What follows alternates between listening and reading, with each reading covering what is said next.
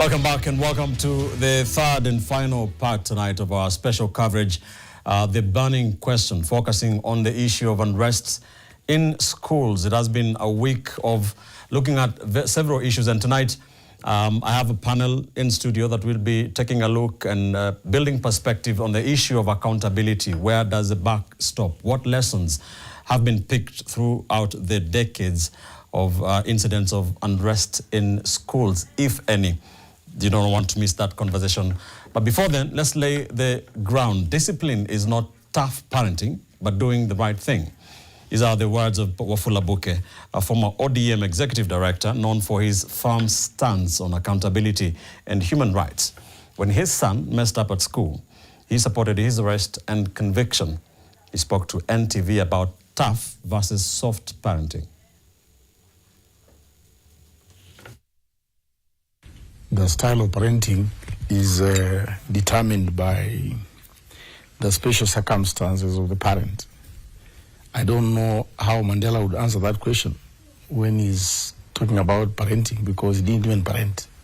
So I'm saying that given my special circumstances, as a person who had committed myself to struggles for change, I want to think that I would score very lowly, because first, I'm not available, and second, providing is also a challenge, and one of the basics of parenting is providing those material needs which everybody knows: food, clothing, and everything. So, but for the time when I've been able to be the family, I would say that one of the key things I really insist on in terms of discipline is speaking the truth. For me, every mistake made by a child is forgivable if the child is able to state very clearly what the mistake is. And for me, that is a revolutionary thing.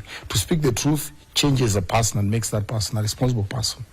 So I would just mention that.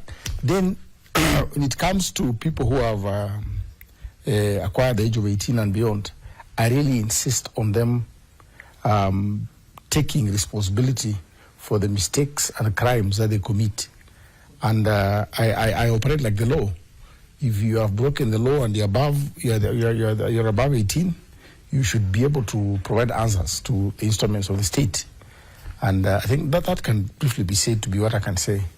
I'm sure the subject is broad. Well, I think as tough as a government, because also doesn't joke with people. At a humble age of 23, 24, we were being jailed 5 years. Others, Tirop was jailed 15 years. You see, young people being treated with the full force of maybe the law or malice. But I think that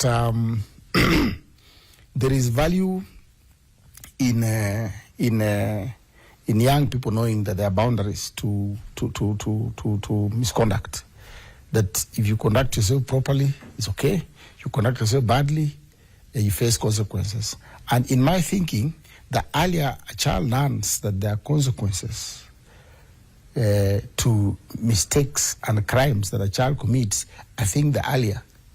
I have seen people grow into maturity and start, replaying the wrong behaviors that they had at the initial stages. So, in my opinion, it's important to be firm at the beginning, because then you forestall problems ahead. I learned very early from my father about the importance of humility, and he exposed me to books and, discipline that made me try to be honest. I really tried to be honest, and also tried to be very caring and being responsible.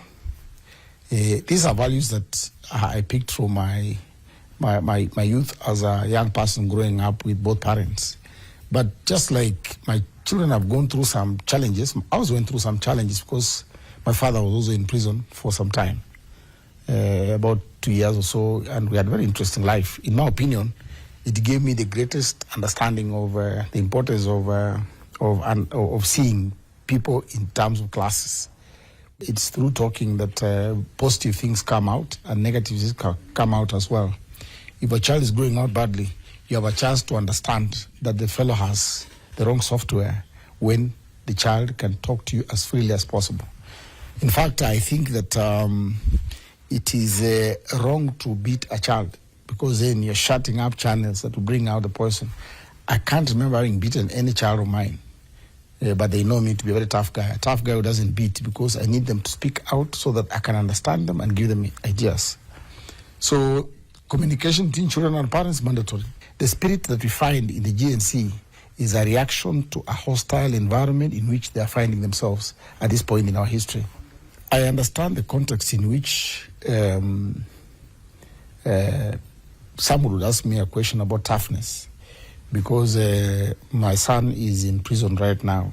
As we speak, he's serving 4 years in prison for being a tough child. He's a tough criminal, whatever it is. But I think I can't call the word tough. I'm not a tough parent.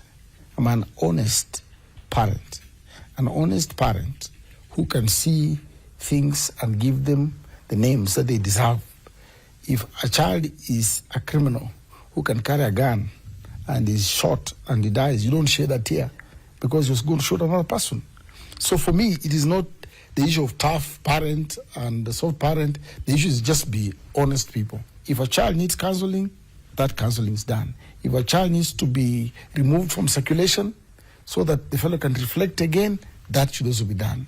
If a child needs to be exposed to circumstances that are a bit crude, the experts can give us. And there's a reason why we have all these institutions in Kenya. We have corrective institutions, we have police stations, we have the law. All those things apply to human beings, and our children are not exceptions to that. My son is my son. I see him almost once a week or twice sometimes.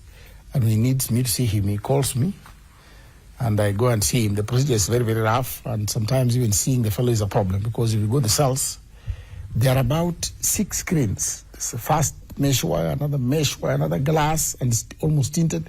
Then another mesh, so even when you go there, it's a traumatizing experience. I don't know why they're taking too long to realize that when you talk about a visit, it's a visit, not another torture experience. So while going there is a bit problematic because of the crudeness of our correctional institutions. But I go there to meet him and chat with him. I do not cheat him that he is a very bad person, and if he doesn't change, he has a very difficult future, and I'm not part of those who will be in support of that bad life. I think it's important that parents, when you take your child to school, just like you take a child to a hospital and say this fellow is suffering from A, B, C, D, it's important that parents, when you go to a school, they have to have a file where you state the behaviors of this person and the possible negative things that can come, so that the school addresses both ignorance as well as deficits in character. That to me is important. Then the other thing I would tell parents to do is let us not operate as people competing with other families. You know, we keep so many secrets.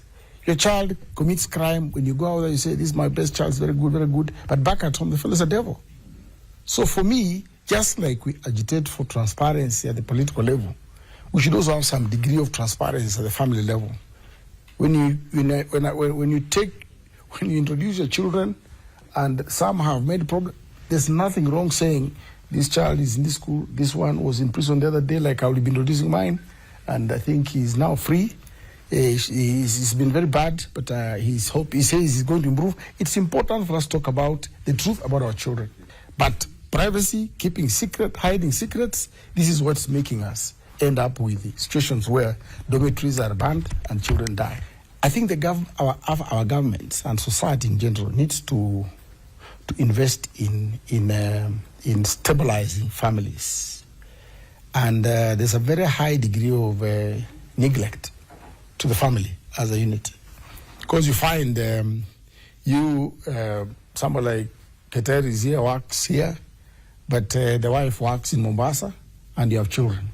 Now, how do you harmonize that upbringing? You see, if the state is concerned about how to bring up family, you expect them to factor in all those things as they employ and as they deploy.